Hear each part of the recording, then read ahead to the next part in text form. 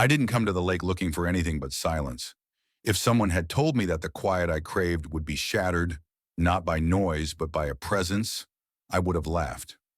Solitude was my fortress, the high walls I had built around a life that felt too quiet on the inside, so I made it quiet on the outside to match. It was a neat, orderly, and deeply lonely existence.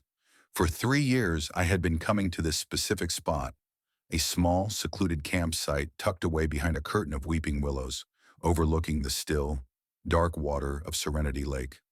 The name was an irony I appreciated. My life was anything but serene. It was a tightly wound clock, each day a predictable tick-tock of work, eat, sleep. This annual week of camping was the one time I allowed the mechanism to wind down. I was a creature of routine, of meticulous planning. My tent was pitched with geometric precision. My gear was arranged in a way that would make a drill sergeant weep with joy. Every item had its place, a system designed to minimize thought and maximize peace. It was control, a small, pathetic kingdom of canvas and nylon, where I was the undisputed and only king. He arrived on the second day, a disruption. A boulder dropped into the placid surface of my carefully managed pond. His truck, a beast of a machine that was more rust and mud than paint, rumbled down the dirt track and parked in the adjacent site. The one that was usually empty. It was too close. An invasion.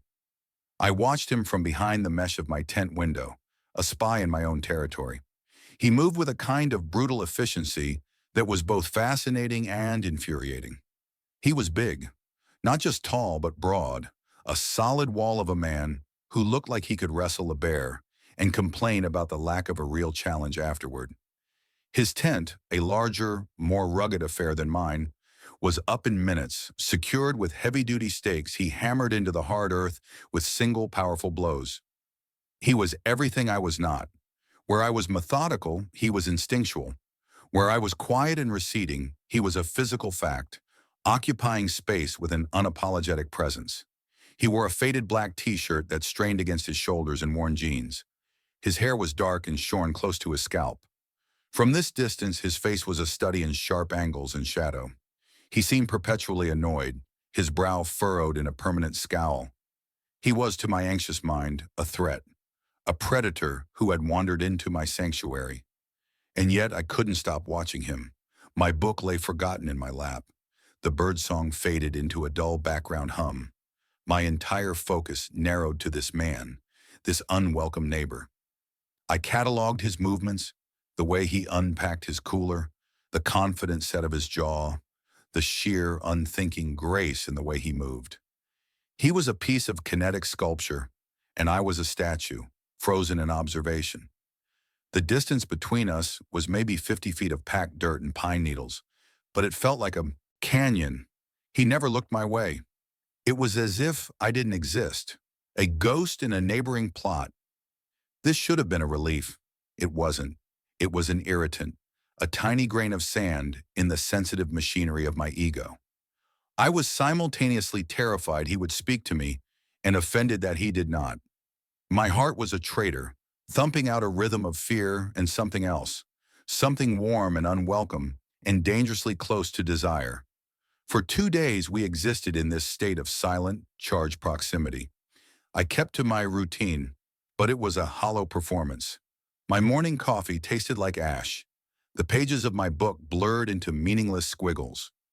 Every crack of a twig, every cough, every metallic clank from his campsite sent a jolt through my nervous system. The silence I had come for was gone, replaced by a new kind of silence, one that was heavy and thick with his presence. It was a physical weight pressing down on me, the air crackling with unspoken things. Then on the afternoon of the 4th day, the sky turned. The air, which had been warm and dry, grew thick and heavy, saturated with a damp, metallic smell. The light shifted, taking on a sickly yellow-green hue. The birds fell silent. A low, menacing rumble echoed from beyond the mountains. A storm was coming, not just a summer shower, but something angrier, something with teeth. My little tent, my precisely engineered fortress, suddenly looked flimsy, pathetic. It was designed for calm nights and gentle breezes, not for the kind of violence the sky was promising. Panic, cold and sharp, began to prickle at the base of my skull. I had checked the forecast, of course. Clear skies, it had said. A lie. The wilderness didn't care about my plans. Just as I was frantically checking my guide ropes for the 10th time, a park ranger's jeep bounced down the track. He stopped between our two sights, his face grim. He pointed a thumb back towards the main park road. "Storm's rolling in fast," he said, his voice loud to be heard over the rising wind. "A bad one. We're advising everyone in the lower-lying spots to pack up or move to higher ground. Your site," he looked at me, his eyes full of pity, "is right in a drainage path. It's going to flood." My stomach turned to ice. Pack up? In this wind? It was impossible. The ranger then turned to the mountain of a man at the next site, my neighbor. "You're better off here, more sheltered by that rock face. You mind if he moves his tent closer to yours? Just for the night. Safer to be clustered." My neighbor looked from the ranger to me. For the first time, his eyes met mine. They were a startlingly clear shade of green, like moss after a rain. The scowl was still there, but it seemed less like anger and more like a default setting. He gave a short, sharp nod. One nod. That was it. And just like that, the canyon between us was gone. The ranger drove off, and I was left with the terrifying reality of it. Forced proximity. I had to dismantle my kingdom and rebuild it. In the shadow of his. My carefully constructed solitude was not just breached, it was being forcibly annexed. The wind whipped my hair across my face, and the first fat, cold drops of rain began to fall. The world was ending, and I had to move in next to the apocalypse. The next hour was a frantic, clumsy ballet of desperation. The wind tore at my tent as I tried to collapse it, the fabric snapping like a bullwhip. Rain began to fall in earnest, cold and stinging. I was soaked in minutes, my hands clumsy and numb. Through the growing downpour, I saw him watching me. He was just standing there, arms crossed over his chest, a dark silhouette against the bruised sky. He was judging me, I was sure of it. Judging my incompetence, my flimsy gear, my very existence. Then without a word, he strode over. He didn't ask. He just acted. He grabbed one side of the collapsed tent, his large hands easily managing the bucking fabric that had been fighting me like a wild animal. He nodded towards his site. I understood. Together we half-dragged, half-carried my pathetic bundle of nylon and poles across the 50 feet of rapidly turning mud. He showed me a spot, a patch of ground tucked beside a large boulder that offered a natural windbreak. It was only a few feet from his own tent, intolerably close. My heart hammered against my ribs, a frantic, trapped bird. I fumbled with the poles, my fingers refusing to cooperate. He let out an impatient sigh, a sound that cut through the howl of the wind. "Here," he grunted and knelt in the mud. He took the poles from me, his fingers brushing against mine. It was nothing. An accident, a side effect of a shared task. But it felt like a brand, a spark of heat that shot up my arm, electric and terrifying. My breath hitched. He didn't seem to notice. He assembled the frame with a few deft movements, his actions sure and economical. He held it steady against the wind while I, shaking, pegged the corners into the soft earth. We worked in silence, the only sounds the roar of the wind and the percussive drumming of rain on fabric. Within 10 minutes my tent was up, shakily but securely. I threw my pack and sleeping bag inside, the interior already feeling damp and claustrophobic. When I turned back around, he was already walking back to his own tent, his broad back a wall against the storm. He hadn't said a single word. He had just helped. And that, somehow, was worse than if he had yelled at me. It was an act of impersonal competence, a debt I didn't know how to repay. I crawled into my tent, soaked and shivering. My world shrunk to a few square feet of fabric, with the intimidating reality of him just beyond the thin nylon wall. The storm raged outside, but it was nothing compared to the tempest inside me. The night was long. I lay awake, listening to the storm. The wind screamed like a banshee, and the rain was a constant, deafening roar on the tent fabric. Every so often, a brilliant flash of lightning would illuminate my tiny space in stark, momentary detail, followed by a crack of thunder so loud it seemed to shake the very ground beneath me. I was terrified, but beneath the fear of the storm was a different, more complex anxiety. The proximity of him, I could hear him sometimes. A cough, the rustle of a sleeping bag, the small sounds of another human being existing just feet away. It was an intimacy I hadn't chosen, and it was setting my teeth on edge. My solitude was an illusion, a fragile thing that had been shattered by a change in the weather and the quiet competence of a stranger. Morning came not with a gentle dawn, but with a slow, gray leaking of light into the world. The storm had passed, leaving a wreckage of broken branches and sodden earth in its wake. The air was thick, heavy with the smell of wet pine and ozone.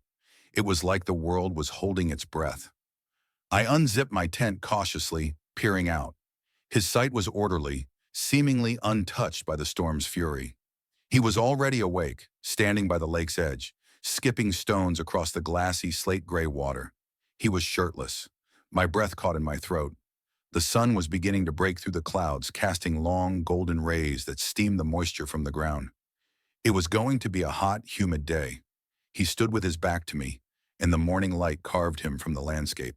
I saw the complex map of muscles across his shoulders and back, the sharp line of his spine. I saw things I hadn't seen from a distance. A faint, silvery scar that curved along his left shoulder blade, a puckered imperfection on his otherwise flawless skin. The slight tension in his posture, a rigidity that hinted at something held tightly within. He wasn't just a brute. He was a person with a history etched onto his skin. My overthinking brain, my constant humming companion of anxiety and observation, went into overdrive. I analyzed the scar, an old injury, a fight, an accident. His hands, as he bent to pick up another flat stone, were calloused and capable. They were hands that worked, that built, that fixed. They were the hands that had so easily managed my rebellious tent, the hands that had brushed against mine and left a scorch mark on my memory. He seemed weary. Despite the power in his frame, there was a tiredness in the slump of his shoulders, a frustration in the way he flung the stones, as if trying to expel some inner demon into the still water. It was a crack in the facade, a glimpse of the man behind the mountain, and it changed everything. My fear began to recede, replaced by a wave of something else. Curiosity, empathy even. He must have felt my eyes on him, because he stopped, his arm frozen mid-throw. He turned his head slowly, and his gaze met mine across the damp ground.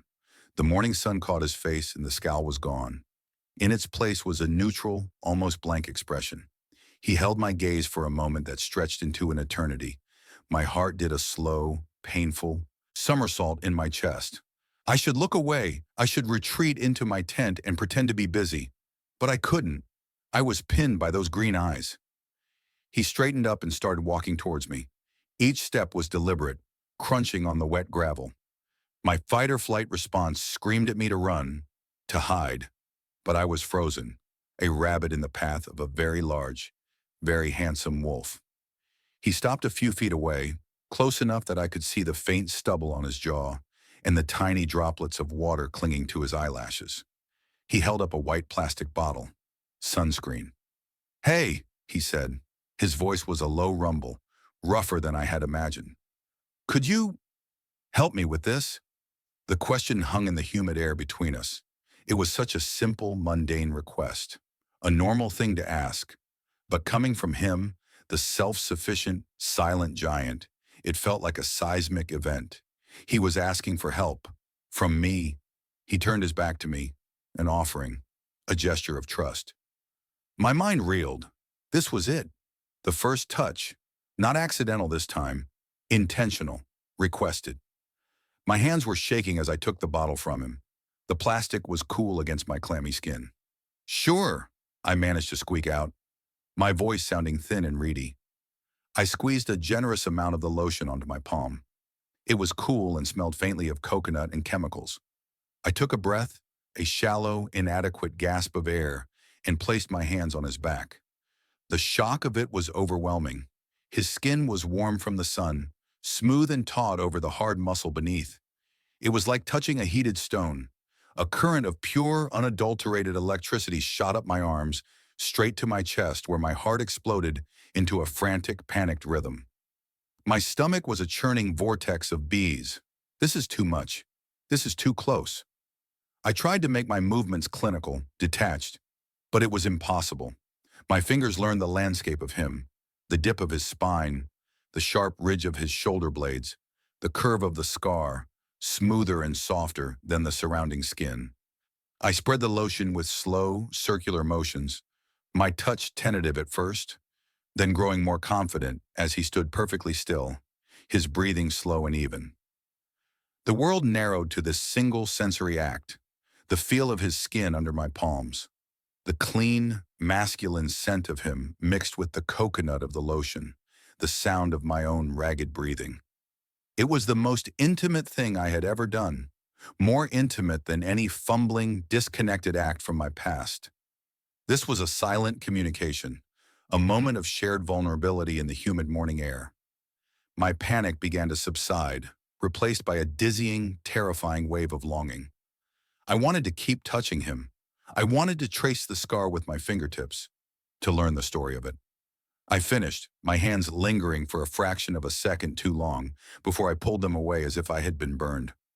My palms were tingling, slick with lotion and the memory of his heat. "Thanks," he said, turning to face me. He took the bottle back, his fingers brushing mine again. Another jolt. His expression was unreadable. Was that a flicker of something in his eyes? Or was I just projecting my own internal chaos onto him? He retreated to his own campsite, leaving me standing there, my hands still feeling the ghost of his skin. The power dynamic had shifted. He had needed me. For a moment, I had held a small measure of control, of purpose. I, the anxious observer, had been enlisted to help the man of action. The fortress of his self-sufficiency had shown a crack, and he had let me see it. The day was suddenly full of a terrifying, brilliant, new potential. Later that morning, the shift became more pronounced. I was packing away my damp cooking gear when I heard a frustrated grunt from his direction. I glanced over. He was wrestling with his large backpack, pulling at a strap that seemed to be hopelessly jammed in a plastic clasp. He swore under his breath, a low, guttural sound of pure aggravation. It was the same model of pack as mine. I knew its flaws. I knew that particular clasp had a tendency to jam if you pulled it at the wrong angle. My own internal battle began. Say nothing. Mind your own business. Don't make it weird. But the memory of my hands on his back, the strange, fragile connection of that moment, pushed me forward. I walked over, my heart thumping a nervous rhythm against my ribs. "Having trouble?" I asked, my voice surprisingly steady. He looked up, his face a mask of frustration. The confident man from yesterday was gone, replaced by someone just as annoyed by inanimate objects as the rest of us. "This damn thing is stuck," he muttered, yanking at it again futilely. "Here, let me," I said, stepping closer. I pointed to the clasp. "You have to push it in while you pull the strap down. It's a design flaw." He stopped pulling and looked at the clasp, then at me. A flicker of surprise crossed his features.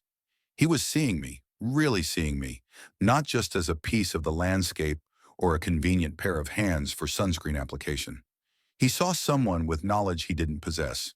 He stepped back, ceding the space to me.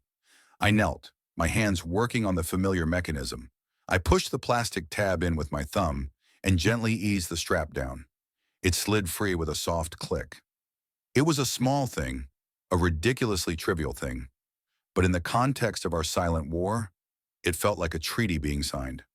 "There," I said, standing up. He looked at the freed strap, then back at me. A slow, hesitant smile touched the corner of his mouth.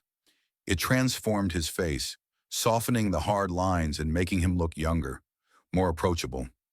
"Huh." I was about to cut it off. He paused, then extended a hand. "I'm Marcus." I took his hand. His grip was firm, warm, and dry.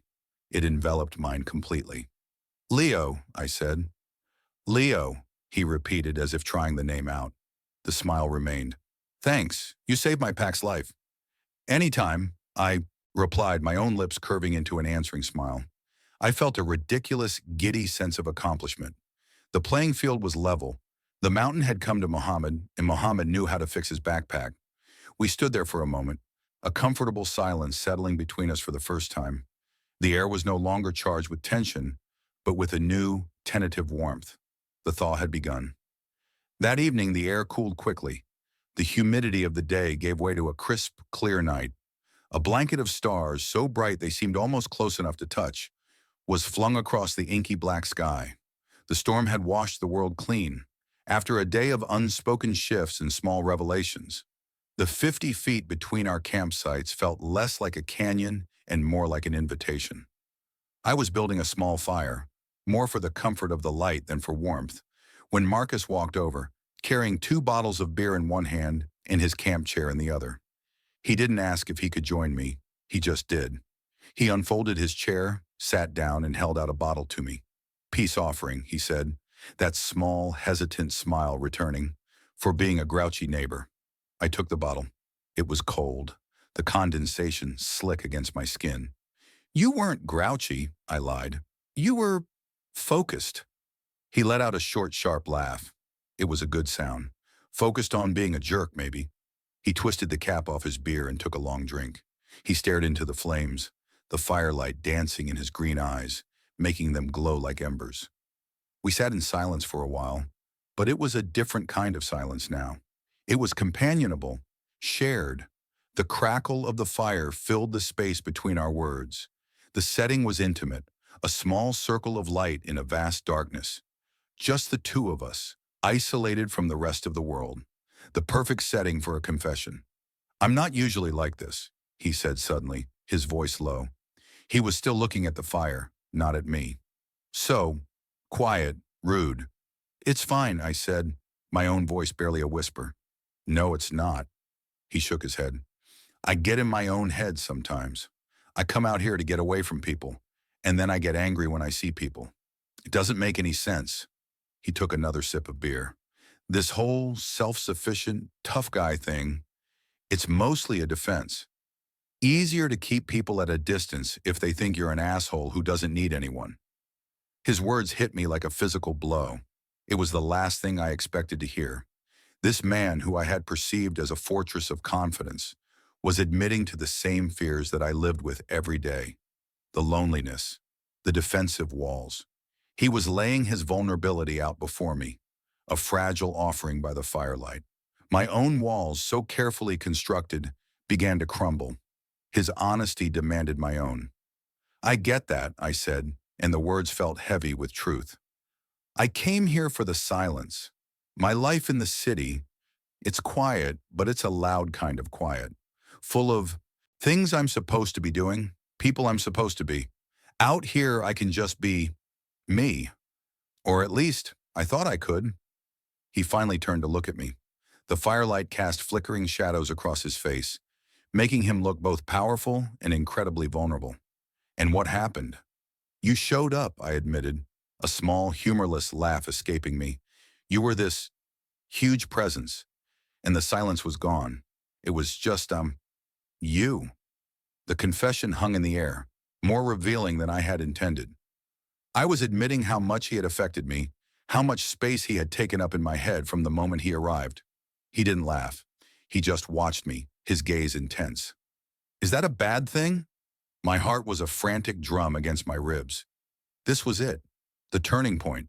I could retreat, make a joke, change the subject, or I could step off the cliff.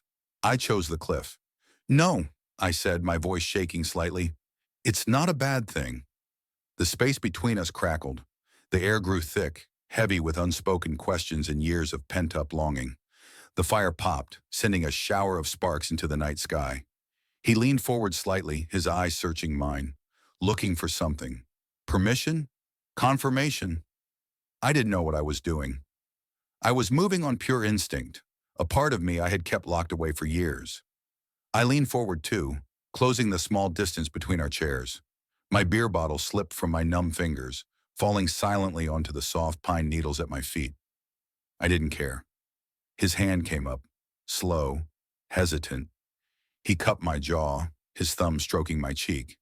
His skin was rough, calloused, and it was the most wonderful thing I had ever felt. His touch was a question. My leaning into it was the answer. He closed the last inch between us. His lips met mine. It wasn't a frantic, passionate kiss. It was slow, tentative, a discovery.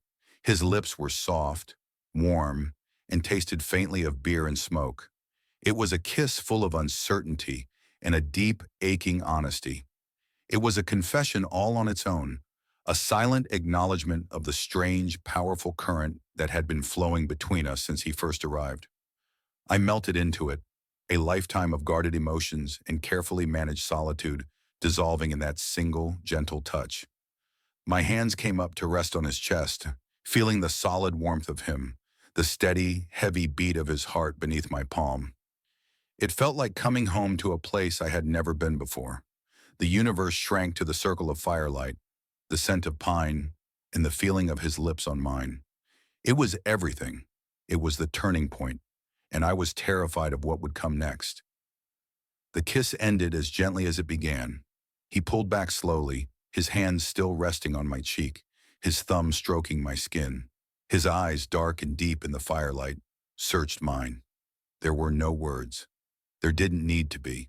We had said everything that mattered. We stayed up late talking. The words flowed easily now, the dam of silence and a misunderstanding broken.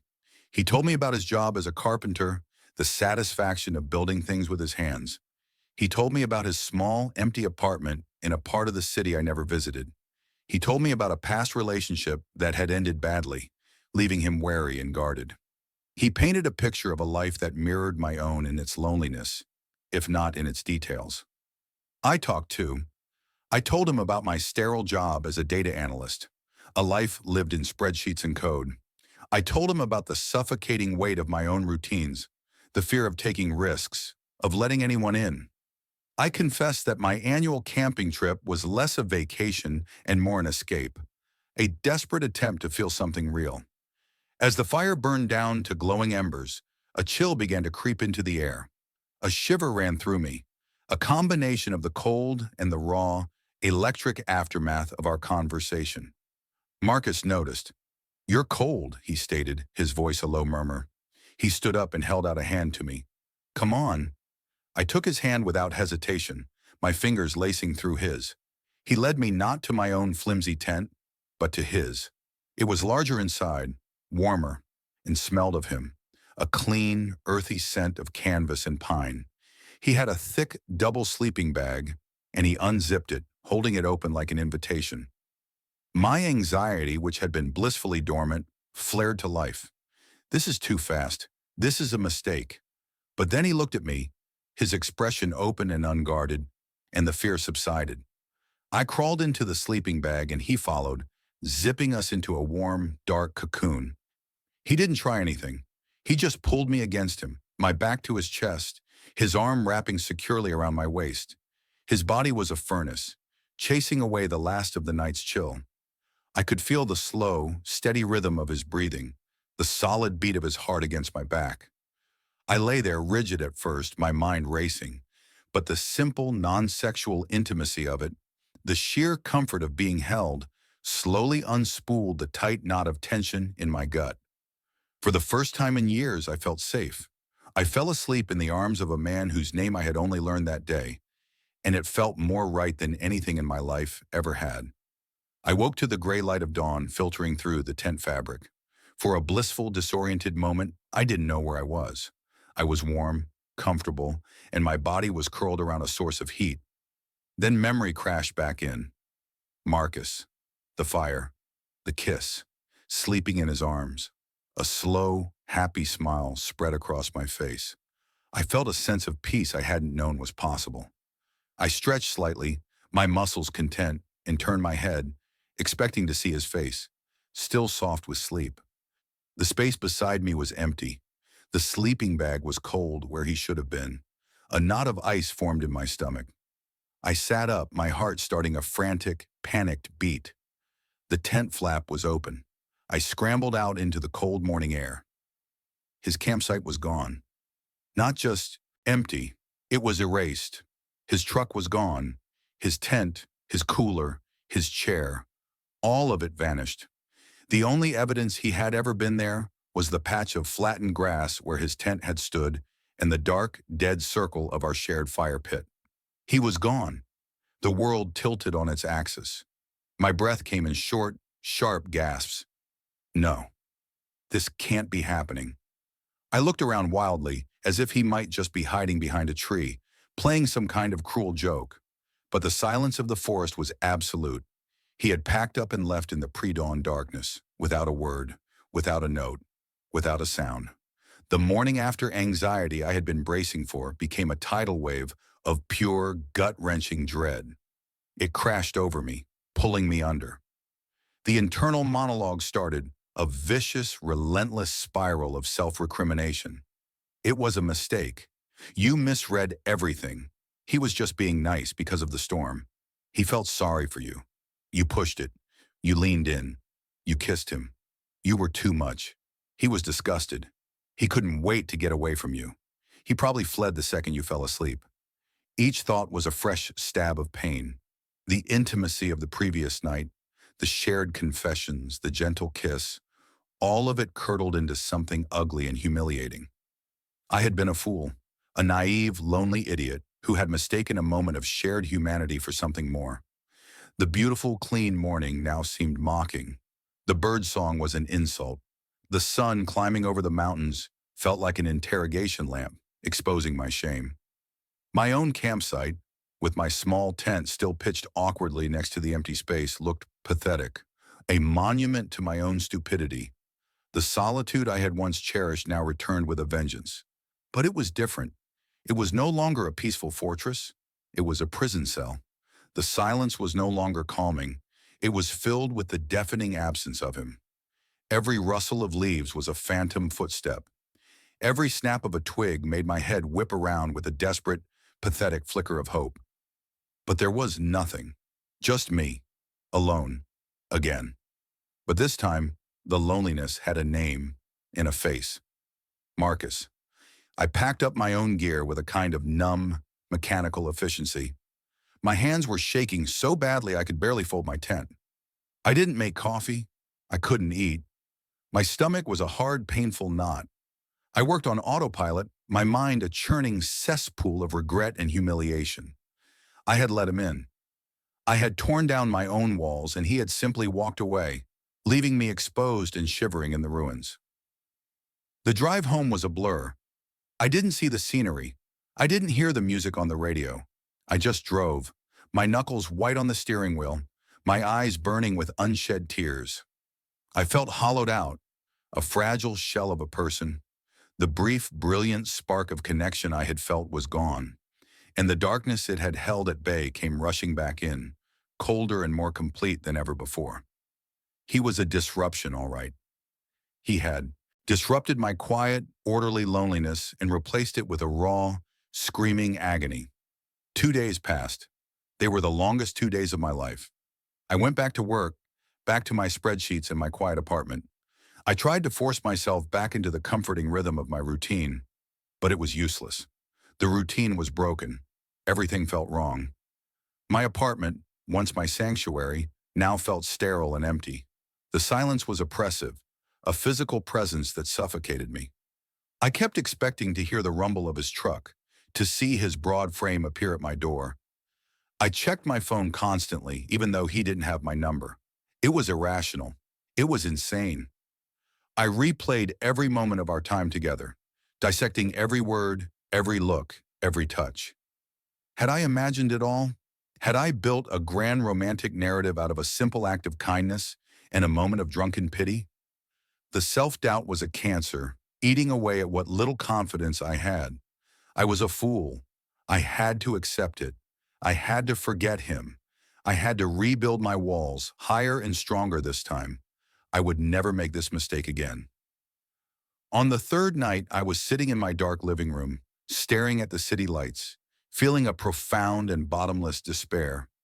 I had just decided to delete the photos I had surreptitiously taken of the lake, of the empty spot where his tent had been, when there was a knock on my door. My heart stopped. It couldn't be. People didn't just knock on my door. I didn't have visitors. It was probably a delivery, a neighbor with a complaint. I ignored it. The knock came again, louder this time, more insistent. A jolt of adrenaline shot through me. I got up, my legs feeling like lead, and walked to the door. I looked through the peephole, and the world stopped turning. It was him. It was Marcus. He was standing in the sterile, fluorescent-lit hallway of my apartment building, looking completely out of place. He looked terrible. His hair was a mess. There were dark circles under his eyes, and he was wearing the same worn jeans he'd had on at the lake. He looked exhausted and wrecked. He looked exactly how I felt. He was holding something in his hand, my small, cheap enamel camp mug, the one I used for my morning coffee. I must have left it by the fire pit. My hand was trembling as I unlocked the door. I opened it a few inches, my body a barrier. He stood there looking at me, his green eyes filled with an emotion I couldn't decipher. Regret, anxiety. "You left this," he said, his voice hoarse. He held out the mug. It was the flimsiest, most transparent excuse I had ever heard. He could have thrown it away. He could have mailed it. He had driven all the way across the city to my apartment, which meant he had somehow found my address to return a $5 mug. I didn't take it. I just stared at him. "Why are you here, Marcus?" I asked, my voice cold, brittle. I was trying to protect myself, trying to keep the shattered pieces of my heart from showing. He seemed to flinch at my tone. He let his hand holding the mug drop to his side.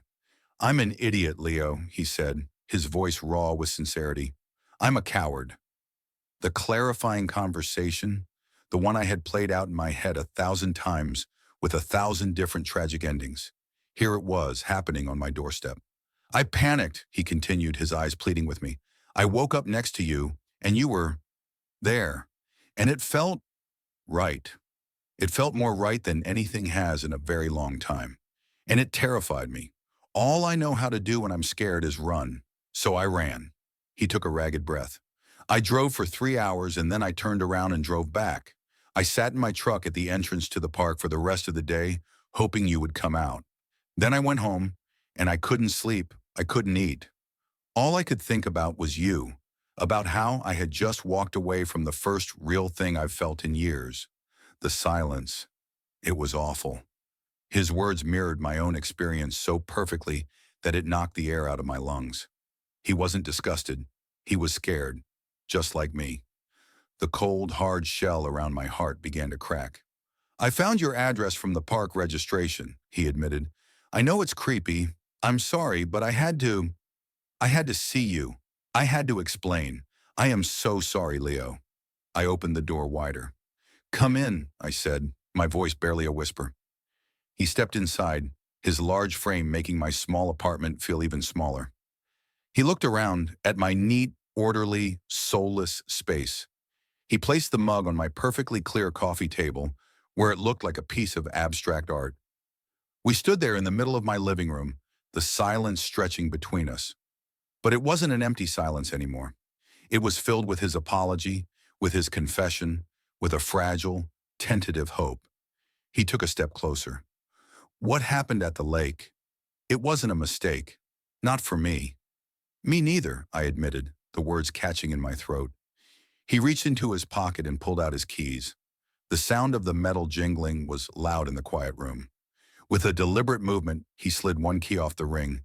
He held it out, placing it on the counter beside my own keys.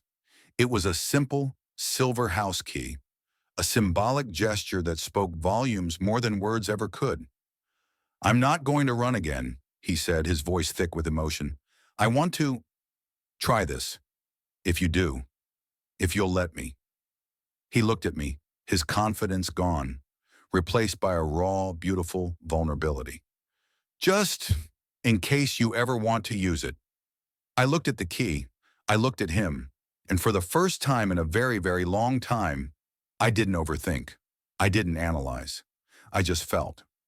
I stepped forward into his space and wrapped my arms around his waist, burying my face in his chest. He smelled like motor oil and pine and home. His arms came around me, holding me tightly, securely. The fortress was gone.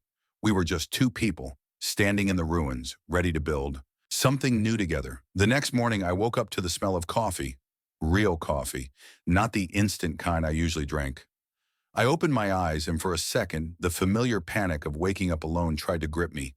But then I saw him. Marcus was in my kitchen, wearing a pair of my sweatpants that were far too short on him, looking completely at home as he operated my French press. He turned and saw me watching him, and that slow, hesitant smile spread across his face. "Morning," he said, his voice a low, happy rumble. "Morning," I replied, and the word felt new, full of promise. This was our new beginning, the start of a domestic intimacy I had never allowed myself to even dream of. The first few weeks were a navigation of new territory. His large, worn work boots by my door, his toothbrush next to mine in the bathroom, the comfortable clutter of his existence slowly, wonderfully invading the sterile order of mine. We learned each other's routines. He learned that I needed quiet in the morning until I had my first cup of coffee.